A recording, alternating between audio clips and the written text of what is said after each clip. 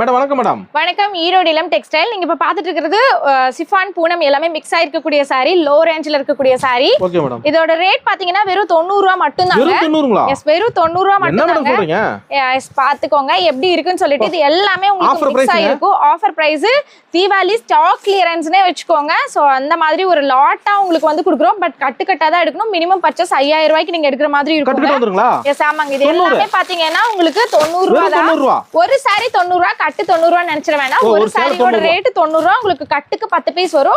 நீங்க அப்படியே நீங்க எடுக்கிற மாதிரி இருக்குங்க. 90 ரூபாய் எவ்வளவு விக்கலாங்க?